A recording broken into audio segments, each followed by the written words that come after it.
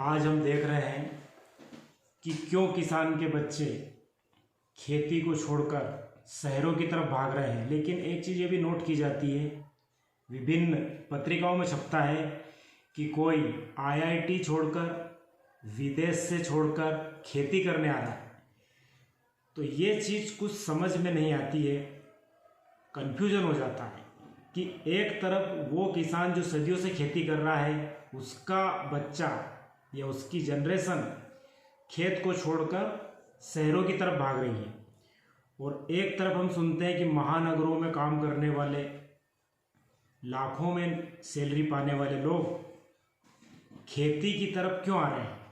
तो इसको समझना पड़ेगा। इसका मतलब यह है कि खेती भी एक उद्योग है जिसमें ज्ञान और जानकारी और उससे ज़्यादा पैसों की आवश्यकता है। जो बड़ी बड़ी नौकरियां कर रहे हैं उनके पास पर्याप्त मात्रा में धन है, और साथ ही वो जब खेती करने आते हैं तो उस खेती को एक कृषक की तरह नहीं करते, एक उद्योगपति की तरह करते हैं।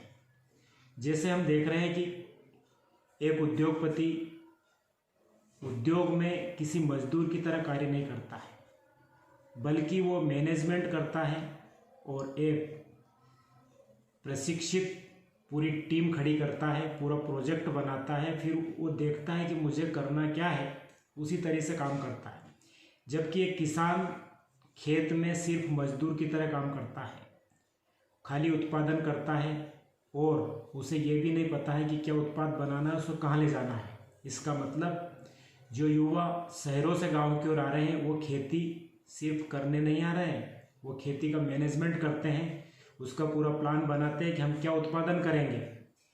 वो उसको शुरू करते हैं मार्केट की तरफ से, और हम शुरू करते हैं काम की तरफ से। हम सिर्फ काम करके ही निरंतर मेहनत कर करके उत्पादन करते हैं, और उस मेहनत को कहाँ बेचना है उसके बारे में हमारी कोई प्लानिंग नहीं है। जबकि उसी खेत में वो जो शहर से युवा आ रहे हैं या कोई उद्योगपति खेती करने के लिए आता है, तो वो ये देखता है पहले अपॉर्चुनिटी कि क्या चीज़ का मैं उत्पादन करूँगा, कहाँ बेचूँगा, उसके बाद आके पूरा मैनेजमेंट लगाकर, पैसे लगाकर डेवलपमेंट करता है, तथा उसके बाद उत्पादन करता है। इसीलिए वो लोग जीत रहे हैं और हमारे ग्रामीण क्षेत्र के किसान के बच्चे हार रहे हैं।